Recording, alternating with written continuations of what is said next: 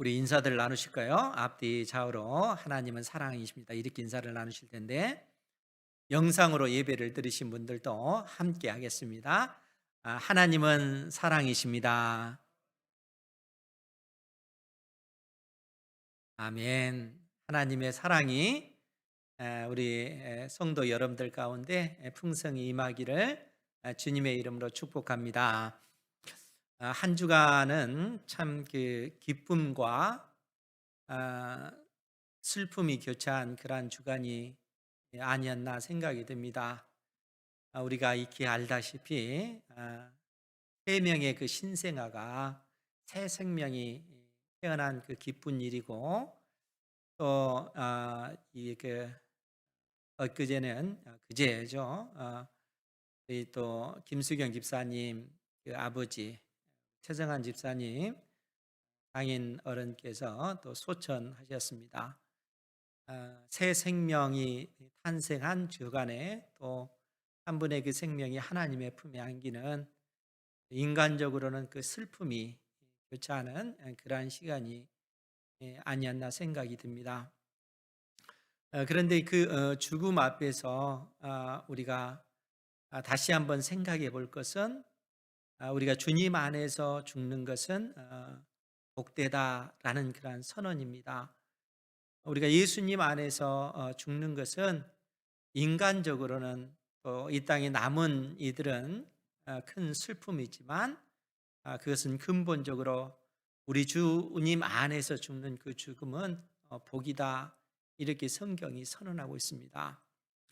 그리고 그러한 어떤 그 죽음은 우리 각 개개인과 무관한 것이 아니고, 실상은 모든 인생이 우리 역시 반드시 한 번은 그 죽음의 그 과정을 겪어야 됩니다. 그런데 예수님을 믿는 그러한 사람과 예수님이 없는 이 세상 사람과의 근본적인 그 차이는, 우리 안에, 예수 믿는 사람들은 우리 안에 부활 생명, 하나님의 그 성령이 우리 속에 있다는 사실입니다. 그렇기 때문에 예수님을 믿는 사람과 믿지 않는 사람은 근본적으로 다릅니다. 우리 안에 진리의 성령이 계시고, 이 성령께서는 우리 부활의 그 보증이 되어 주십니다. 그러니까 우리는 이 세상을 떠나는 그 즉시 하나님의 품에 안기게 되어지는 거예요. 그리고 우리 주님께서 이 땅에 재림하실 때 부활의 몸을 입게 되어지는 것입니다. 그러나 예수님의 그 부활 생명이 없고 우리 속에 하나님의 성령이 없을 때는 그 인생은 죽는 그 즉시 죽음의 세계, 이제 영원한 그 심판에 심판받기 위해서 머물게 되어지는 겁니다. 그러니까 이 땅에 우리 주님께서 재림하실 때 그 역시 몸의 부활을 입고 영원한 불못, 지옥에 던져지게 되어지는 것이죠. 그러니까 예수님의 생명이 없는 사람은 이 세상을 떠난 그 즉시 더 이상은 어찌할 수 없는 그 심판으로 떨어지게 되어지는 것입니다. 그것이 예수님의 생명이 있는 사람과 없는 사람의 근본적인 그 차이다 하는 것이죠. 그런데 예수님의 그 생명, 부활 생명이 우리에게 있다는 것을 우리는 무엇으로 알 수 있는가? 그러한 어떤 일들이 장차 부활의 몸을 입게 되는 것을 무엇으로 알 수 있는가? 그것은 우리 안에 하나님의 성령이 계시는 그것을 통해서 알 수 있다 하는 것이죠.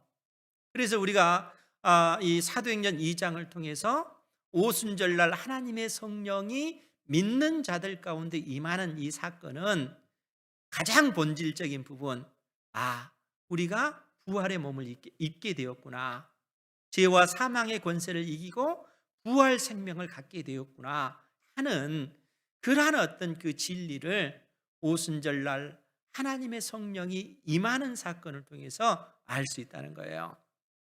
그러니까 이제 자칫 우리가 이 착각을 하는 것이 뭐냐면, 오해하는 부분이 성령이 임하면 방언을 말하는 것, 이것으로 이 오해할 수가 있어요. 물론 그러한 은혜도 놀라운 은혜죠.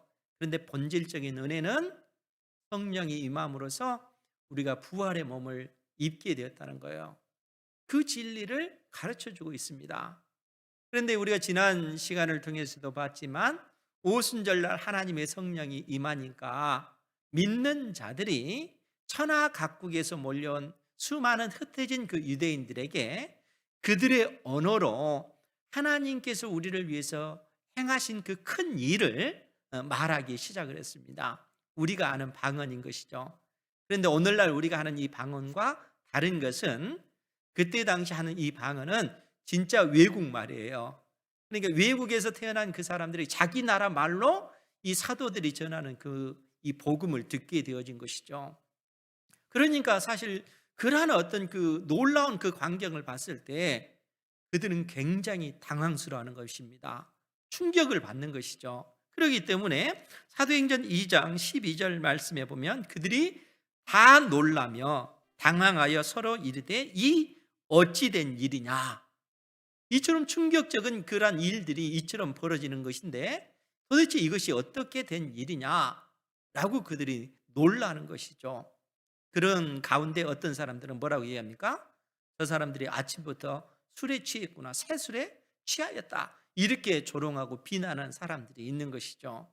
그래서 베드로 사도가 이 일이 어떻게 해서 되어졌는지에 관해서 설명하기 시작하는 거예요. 그래서 수많은 사람들 앞에 여러분 생각해 보십시오. 지금이 아침 9시입니다. 이 이른 아침부터 술 취한 사람들이 어떻게 있을 수가 있겠습니까? 우리가 이처럼 말하는 그 이유, 어떻게 해서 이러한 일들이 발생하게 되어졌는지 그것에 관해서 내가 말하겠습니다 라고 베드로 사도가 설교를 하기 시작하는 거예요.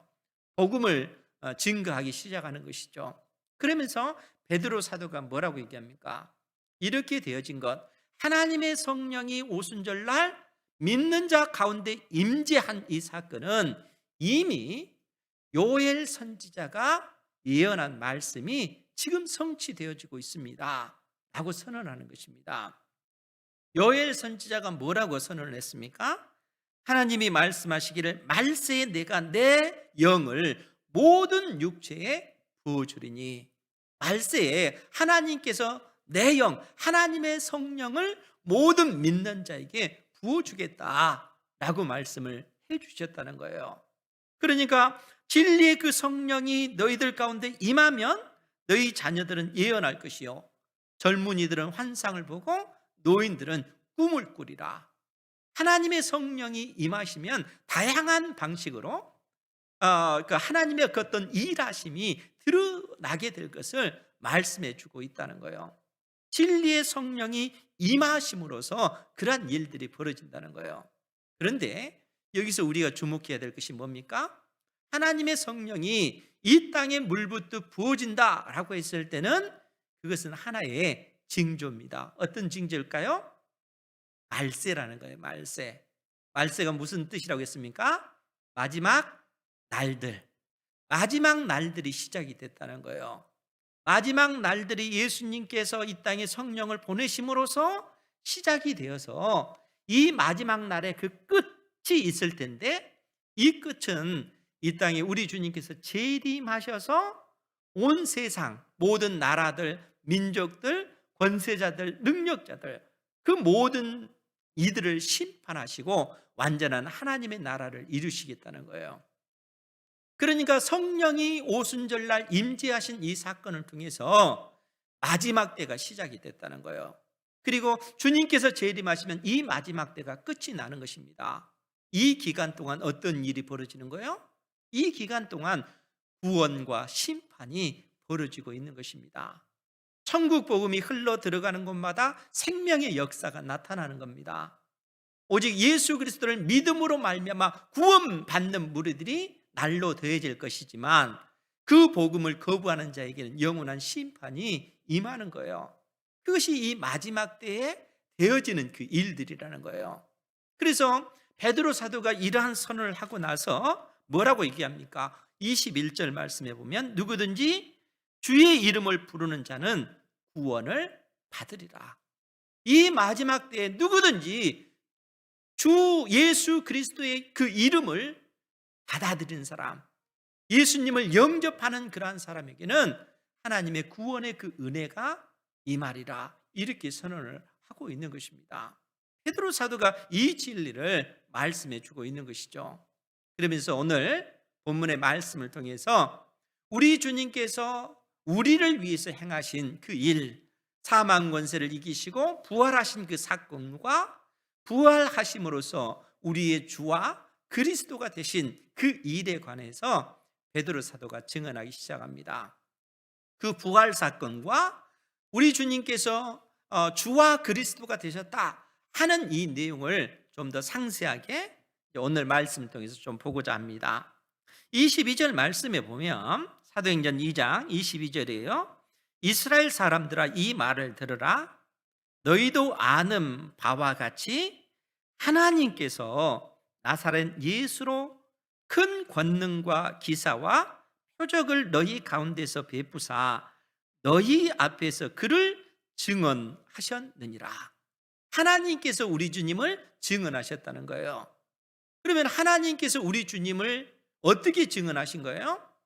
우리 주님께서 이 땅의 공생의 그 기간 동안 3년 6개월의 그 공생의 그 기간 동안 예수님께서는 수많은 기적과 표적을 행하셨습니다.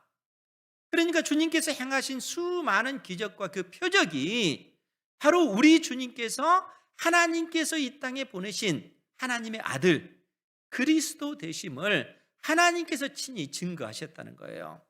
예수님이 바로 하나님의 아들 그리스도시다, 예수님이 바로 주시다 하는 사실을 하나님께서 친히 수많은 표적과 기사를 예수님의 손을 통해서 행하게 하심으로써 하나님께서 친히 증거하셨다는 거예요. 예수님이 바로 하나님의 아들이시다 하는 사실을 하나님께서 증거하신 것입니다. 그런데 문제는 뭡니까? 23절 말씀에 보면 그가 하나님께서 정하신 뜻과 미리 아신 대로 내준 바 되었거늘 너희가 법 없는 자들의 손을 빌려 못 박아 죽였다, 이렇게 베드로 사도가 증언하고 있는 겁니다. 그러니까 이 땅에 우리 주님께서 오셔서 택한 백성들의 모든 죄, 나의 모든 죄를 짊어지시고 십자가에 못 박혀 죽으신 것은 하나님께서 정하신 계획이라는 거예요. 하나님께서 그러한 계획을 세우셨고 그러한 어떤 일들을 역사 가운데 하나님께서 친히 역사를 주관해 가시면서 그 일들을 성취해 가시는 그런 하나님이시라는 거예요. 여러분, 우리 하나님이 어떤 하나님이십니까? 창조주 하나님이시잖아요. 하늘과 땅, 온 우주 만물을 창조하셨습니다.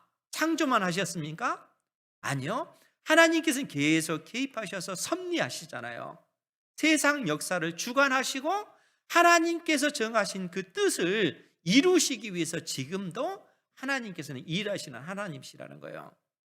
베드로 사도가 그러한 증언을 하고 있는 것입니다. 그런데 문제는 뭡니까? 하나님께서 정하신 그 뜻과 미리 아신 대로 하나님께서 내준 바 되었거늘 너희가 법 없는 자들, 즉 이방인들, 법이 없는 그 로마 사람들의 그 손을 빌려 예수님을 십자가에 못 박아 죽였다. 너희들이 그 일을 했다는 거예요. 너희들이 법 없는 로마 사람들의 손을 빌어서 예수님을 십자가에 못 박아 죽이는 그러한 일을 너희들이 한 것이다 라고 지금 베드로 사도가 증언하고 있습니다. 그런데 그런 주님께서 죄와 사망의 그 권세에 갇히실 수 있는 그런 분이십니까? 아니죠. 예수님은 생명이시기 때문에, 예수님은 영원한 생명 하나님의 아들이시기 때문에 사망 권세 아래 매인바 될 수 없는 분이라는 겁니다. 그래서 베드로 사도가 24절 우리 같이 한번 볼까요? 시작. 하나님께서 그를 사망의 고통에서 풀어 살리셨으니 이는 그가 사망에 매여 있을 수 없었음이라. 아멘. 우리 주님께서는 생명이시기 때문에, 우리 주님께서는 죄가 없으신 분이시기 때문에 죄의 그 권세 아래 매인바 될 수 없는 분이라는 거예요. 여러분, 이 땅에 있는 모든 인생이 다 죽잖아요. 왜 그렇습니까? 죄의 삭시 사망이기 때문에 그렇습니다. 그러니까 이 사단은 이 사망을 가지고 왕노릇하잖아요. 모든 인생은 다 죽습니다. 사망 권세 아래 매인바 된 거예요. 다 죽을 수밖에 없는 것이죠. 그 얘기는 모든 인생이 다 죄인이란 얘기입니다.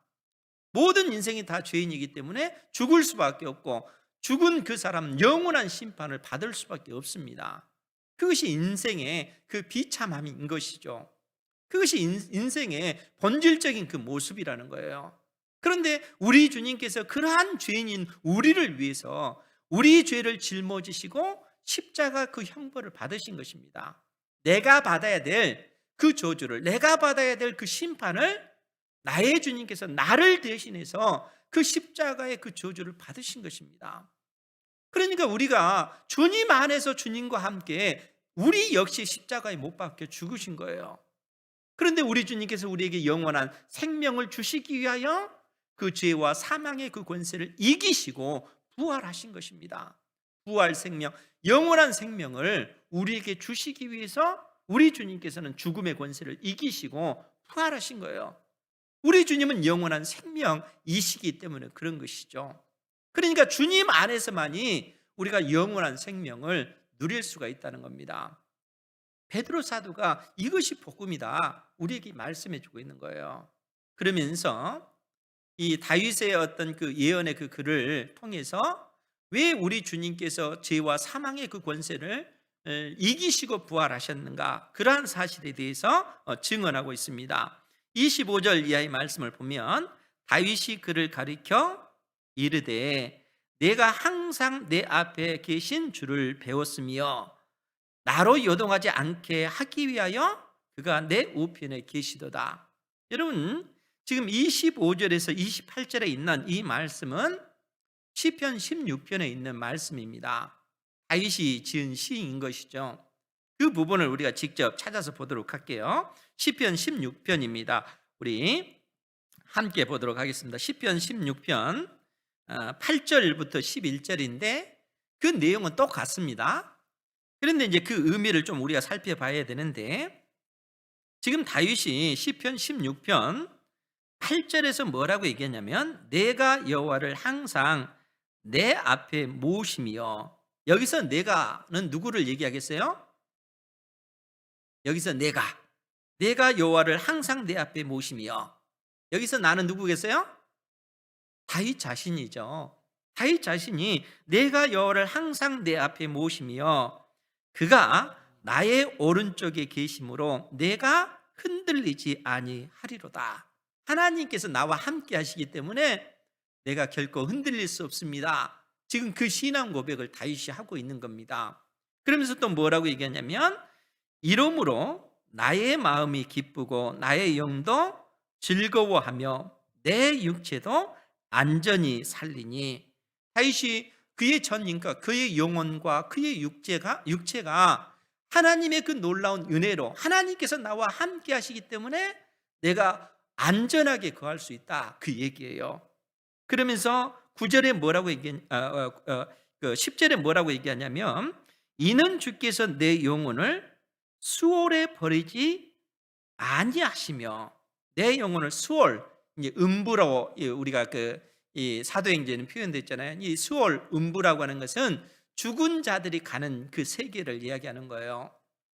그런데 주께서 내 영혼을 죽은 자들의 그 세계에 버려두지 아니하며 주의 거룩한 자, 주님께 속한 거룩한 자를 멸망시키지 않으실 것임이니이다. 여러분, 이 구절을 우리가 의미 있게 봐야 돼요. 왜 그런가 하면 지금 다윗은 하나님께서 나와 함께 하신다는 거예요. 나와 함께 하시기 때문에 하나님께서 내 영혼을 수월에 버리지 아니하신다는 거예요. 죽음의 그 권세 아래 내버려 두지 않는다는 거예요. 뿐만 아니라 주의 거룩한 자를 멸망시키지 않으실 것이다. 주님께 속한 이 거룩한 자, 주의 거룩한 자, 1차적으로는 다윗 자신을 얘기하는 거예요. 하나님께 속한 거룩한 자를 얘기하는 겁니다. 그런데 넓은 의미로서는 하나님께 속한 모든 자들을 의미해요. 그래서 3절에는 뭐라고 표현이 됐냐면 3절 말씀에 보면 시편 16편 3절이에요. 땅에 있는 성도들은 존귀한 자들이니 나의 모든 즐거움이 그들에게 있도다. 여러분, 땅에 있는 성도들이 왜 존귀한 자일까요? 여러분들이 왜 존귀한 존재입니까? 왜냐하면 우리 하나님께서 우리와 함께 하시기 때문에 그렇습니다. 하나님의 성령이 나와 함께 하기 때문에 우리가 존귀한 자라는 거예요. 하나님께서 나와 함께 하시기 때문에 존귀한 존재인데, 하나님께서 나와 함께 하신다는 그 의미는 무슨 의미인가 하면, 하나님께서 나를 영원히 수월에 버려두지 않는다는 사실이에요. 나에게 부활 생명이 주어진다는 겁니다.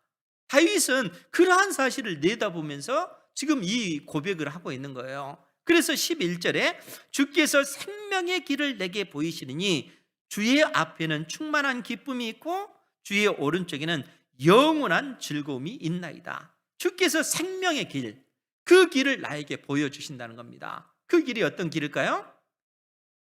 몸이 부활하는 그 길, 우리의 영혼뿐만 아니라 우리의 그 육체에도 새 생명을 얻는 길, 그 길을 하나님께서 우리에게 보여주신다는 거예요. 다윗은 이미 그러한 사실을 내다보고 있는 것입니다. 그러니까 하나님께 속한 자, 하나님의 그 거룩한 자, 성도들이 존귀할 수밖에 없는 그 이유는 사망 권세가 그들을 지배하지 못하기 때문에 그렇다는 거예요. 영원한 생명이 성도들에 있기 때문에, 성도들에게는 하나님께서 함께 계시기 때문에 사망 권세가 장악할 수가 없습니다. 사망 권세 아래 매인바 될 수가 없다는 거예요. 우리가 주님 안에 있기 때문에 영원한 생명이 우리에게 있는 것입니다. 다윗이 그러한 사실을 내다보면서 이 고백을 했다는 거예요. 그렇기 때문에 베드로 사도가 오늘 사도행전 2장 말씀으로 다시 돌아가서 25절에 있는 그 말씀을 그대로 보면, 다윗이 그를 가리켜 이르되, 다윗이 즉 우리 주 예수 그리스도를 가리켜 이르되 내가 항상 내 앞에 계신 주를 배웠으며, 여기서 내가는 누구입니까? 여기서는 다윗이 아니에요. 그러니까 여기서 내가 여기 할 때 나는 누구냐 하면 성자 예수님을 얘기한다는 거예요. 그러니까 그 두 가지 의미가 그 속에 함축되어져 있는 것입니다.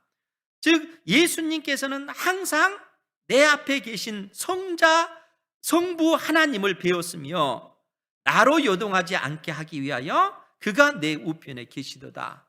성자 예수님과 성부 하나님은 늘 함께 하셨다는 그런 의미입니다. 그러면서 뭐라고 얘기했냐면, 그러므로 내 마음이 기뻐하였고 내 혀도 즐거워하였으며 육체도 희망에 거하리니. 왜 육체가 희망 속에 거하겠습니까?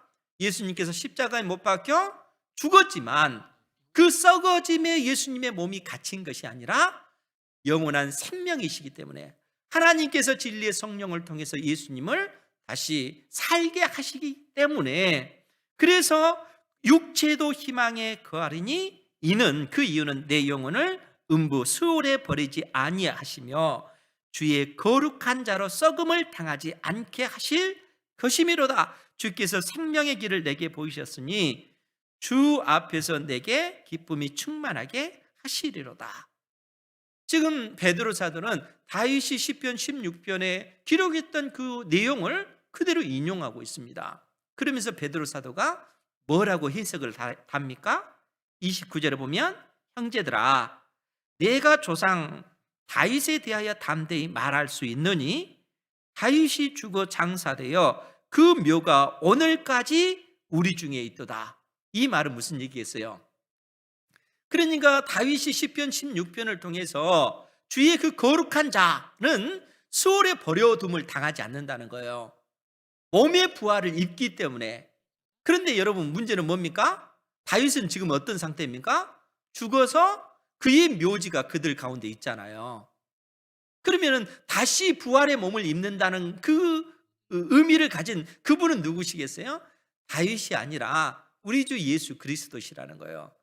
다윗이 그러한 사실을 예언한 것이다, 그 얘기입니다. 그래서 30절에 베드로 사도가 뭐라고 얘기했냐면, 그는 다윗은 선지자라 하나님이 이미 맹세하사 그 자손 중에서 한 사람을 그 위에 앉게 하리라 하심을 알고 미리 본고로 그리스도의 부활을 말하되 그가 음부에 수월에 버림이 되지 않고 그의 육신이 썩음을 당하지 아니하리라 하더니 이 예수를 하나님이 살리신지라 우리가 다 이 일의 증인이로다.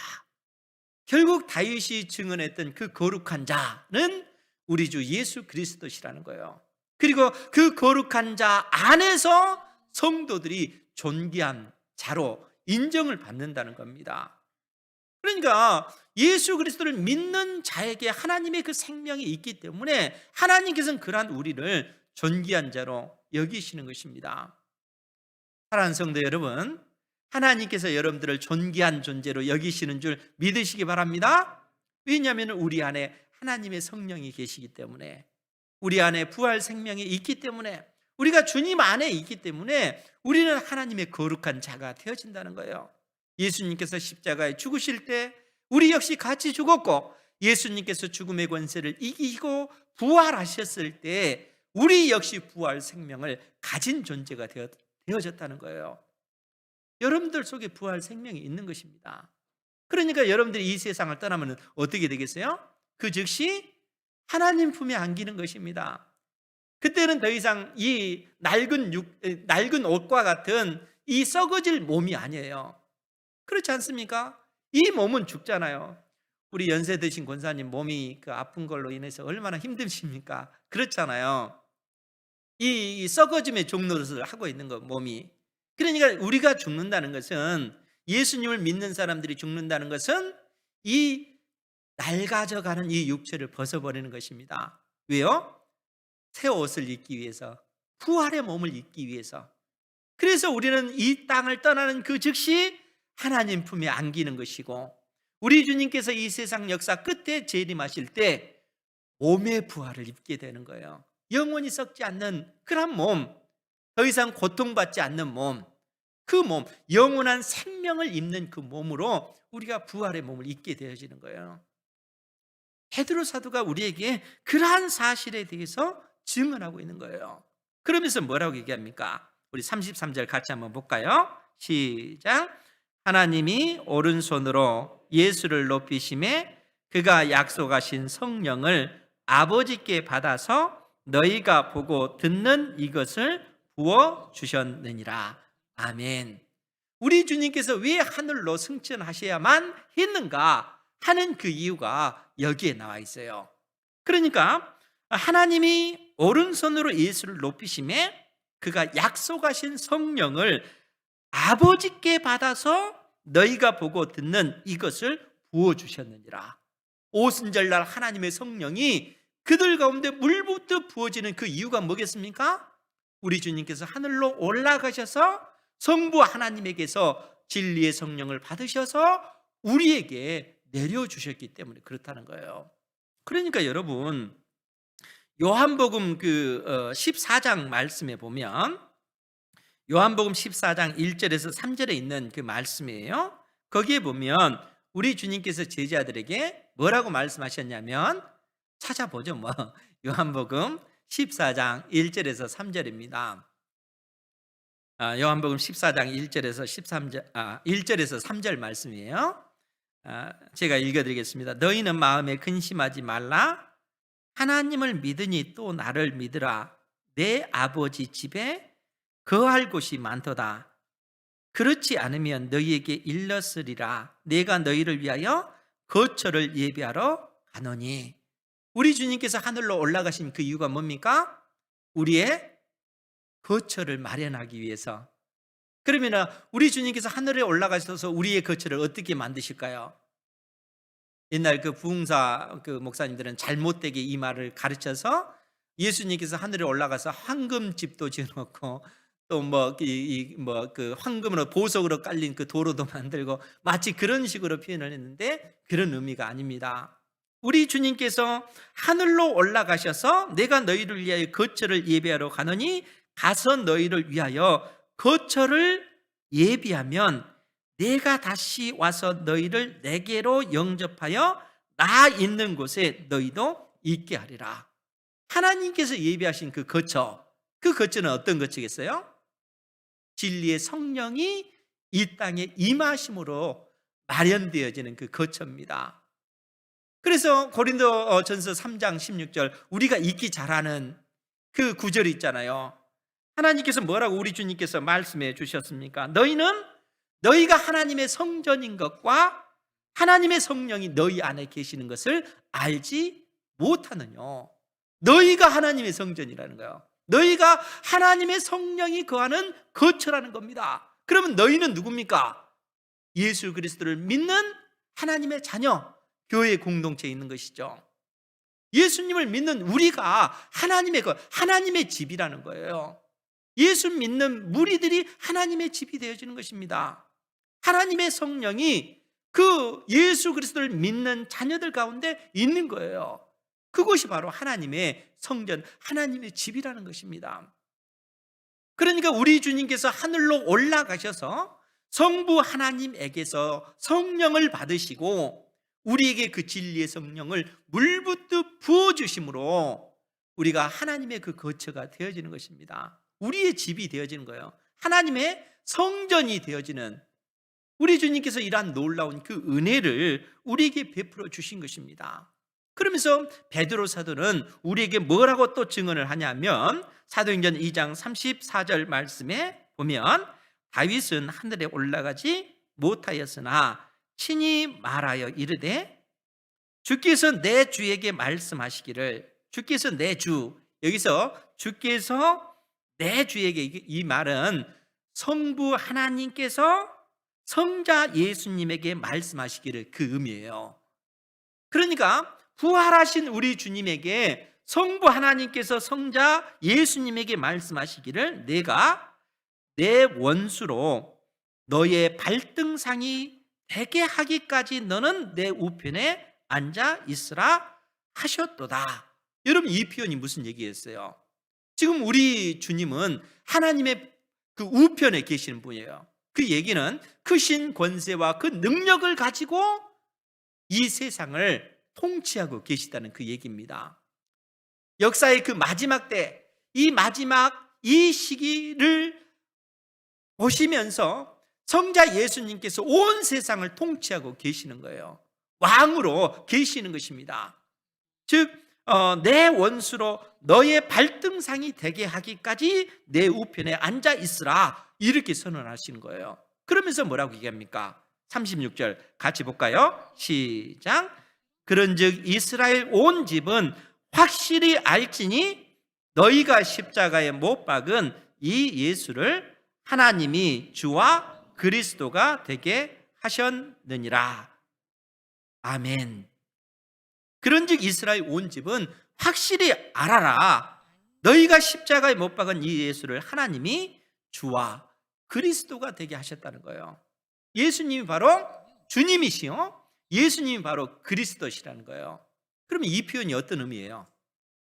우리 주님께서 주님이시다, 우리 주님께서 바로 그리스도시다, 그 말의 의미가 뭡니까? 그리스도라는 얘기가 무슨 뜻이라고 했습니까? 기름 부음 받은 자라는 얘기잖아요. 그러니까 구약에 기름 부음 받은 자, 선지자, 제사장, 왕, 이런 직분을 가진 사람이잖아요. 예수님이 바로 그리스도시다라는 얘기는 그 주님께서 우리가 죄인이다 하는 사실을 깨닫도록 해 주실 뿐만 아니라 우리의 죄 때문에 우리 주님께서 나를 대신하여 십자가에 못 박혀 죽으시는 그 제물이시요, 우리 주님께서 그 죄와 사망의 권세를 이기시고 부활하신 왕이시다라는 그런 의미라는 거예요. 오직 우리 주님께서 우리를 위해서 그 모든 일들을 행하신 것입니다. 우리 주님께서 택한 백성들을 구원하시기 위하여 그 놀라운 일들을 행하신 것이라 하는 거예요.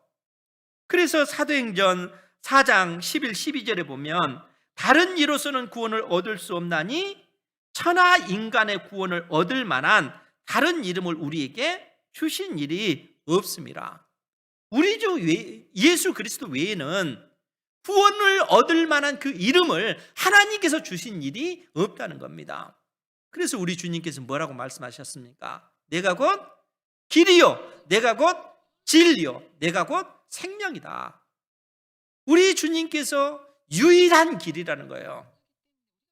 우리 주님만이 유일한 길이요, 우리 주님만이 유일한 진리요 유일한 생명이라는 거예요.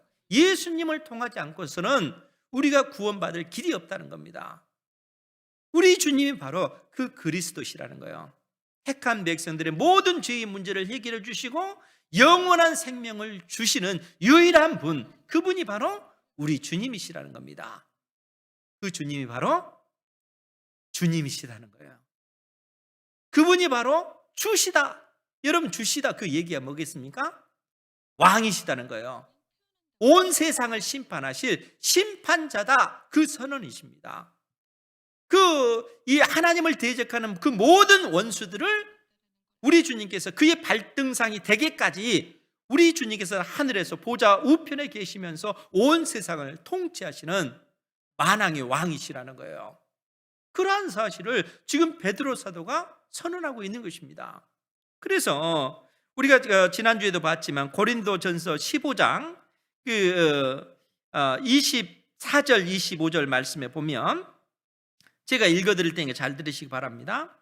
23절부터 보죠. 그러나 각각 자기 차례대로 되리니 먼저는 첫 열매인 그리스도께서 부활하시고 다음에는 그가 강림하실 때에 그리스도에게 속한 자요 그 후에는 마지막이니 그가 세상의 모든 통치와 이 세상 나라의 모든 권세와 능력을 멸하시고 하나님의 나라를 아버지 하나님께 바칠 때라.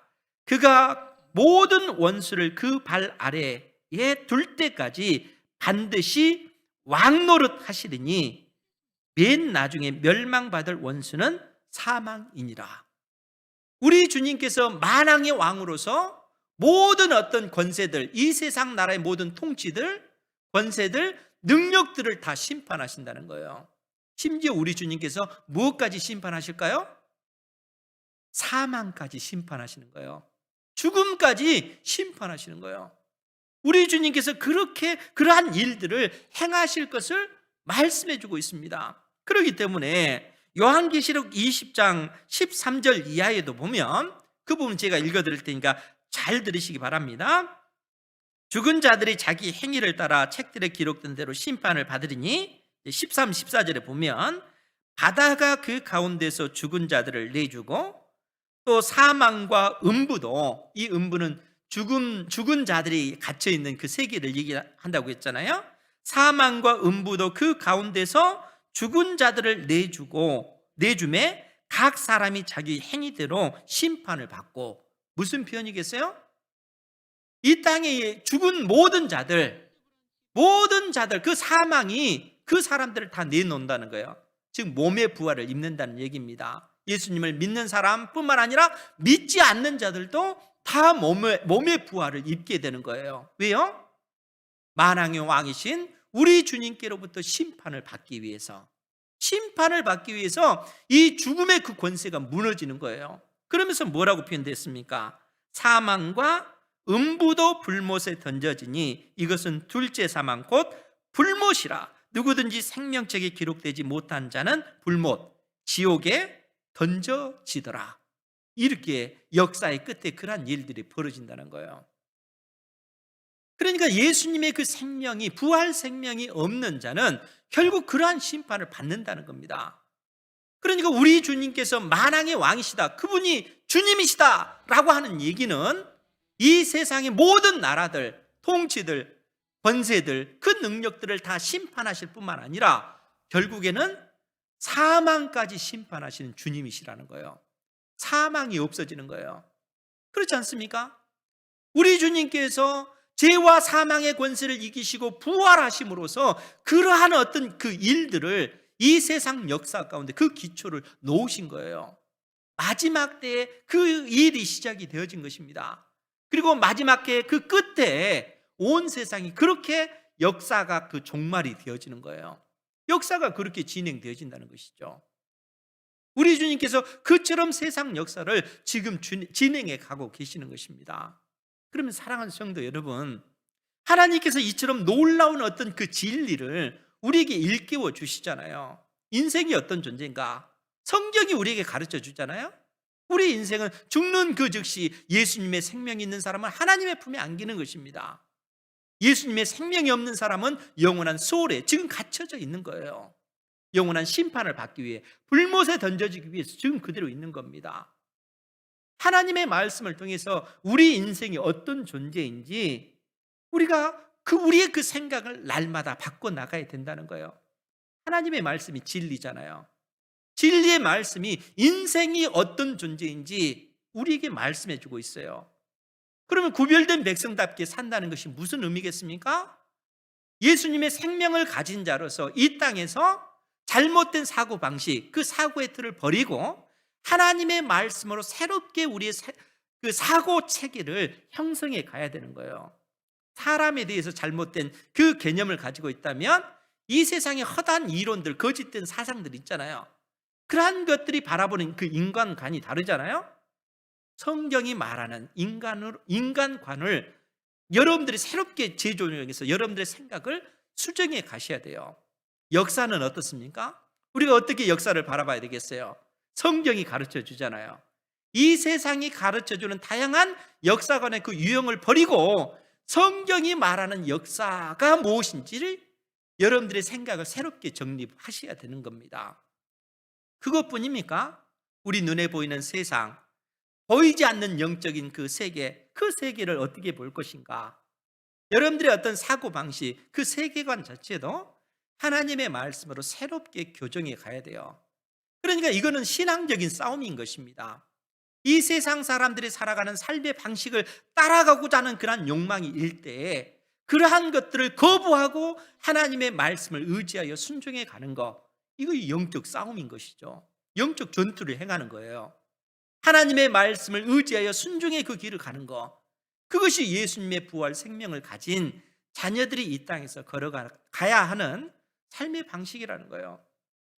여러분, 얼마나 놀라운 어떤 진리의 말씀입니까? 하나님께서 지금도 그 일들을 행하고 계셔요. 하나님께서는 택한 자녀들을 끝까지 함께 하십니다. 함께 하신 그 하나님께서 우리에게 영원한 그 부활의 그 생명, 부활의 몸을 있게끔 그렇게 만들어 주셔요. 하나님의 그 놀라운 그 약속인 것이죠. 그러니까 수많은 믿음의 그 선배들은 그 길을 걸어간 것입니다. 그리고 오늘 우리를 향해서 그 길을 걸으라 라고 명령하고 있는 거예요. 하나님께서 그 명령을 내리고 계십니다. 하나님의 말씀에 순종하는 여러분들 되시기 바랍니다. 그리고 하나님의 말씀을 통해서 끊임없이 여러분들의 그 생각을 새롭게 하셔야 돼요.